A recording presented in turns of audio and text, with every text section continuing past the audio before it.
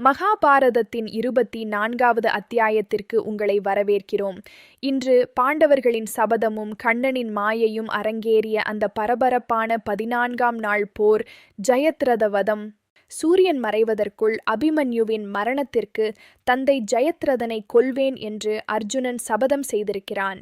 இன்று அவன் தோற்றால் தீயில் விழுந்து உயிர் துறப்பான். உலகம் விதியை உற்று நோக்குகிறது.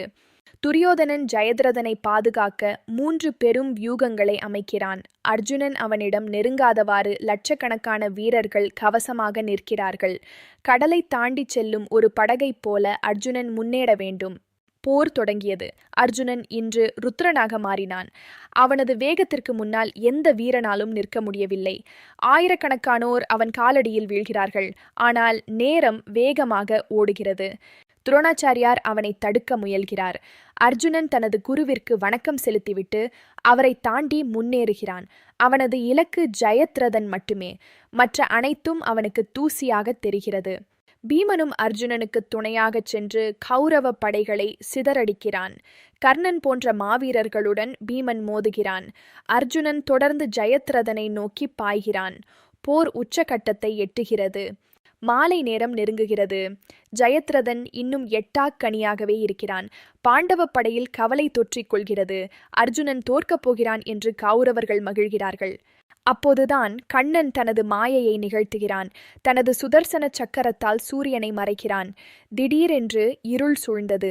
சூரியன் மறைந்துவிட்டது என்று அனைவரும் நம்பினார்கள். வெற்றி பெற்றுவிட்டதாக எண்ணிய ஜெயத்ரதன் கர்வத்துடன் வெளியே வருகிறான். அர்ஜுனன் தீப்புகுவதைக் காண அவன் ஆவலுடன் நிற்கிறான். சூழ்ச்சி இங்கேதான் சுழல்கிறது.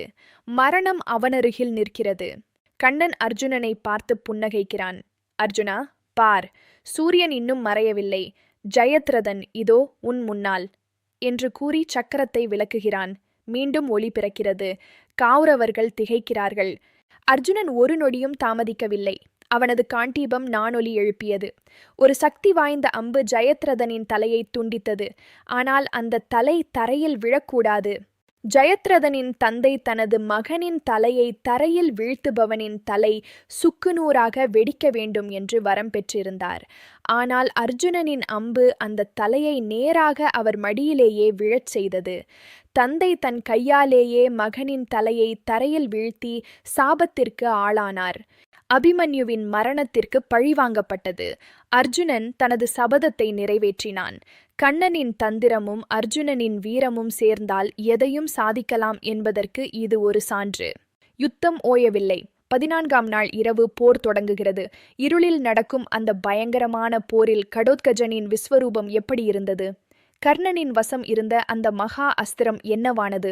பீமனின் மகன் கடோத்கஜன் அரக்கனாக மாறி கௌரவ படைகளை அழிக்கிறான். அவனது ஆட்டத்தைக் கண்டு கௌரவர்கள் அலறுகிறார்கள். கர்ணன் தனது உயிரை காக்க என்ன செய்தான்? மகாபாரதம் தொடர்கிறது. இந்த விறுவிறுப்பான அத்தியாயத்தை பார்த்தமைக்கு நன்றி.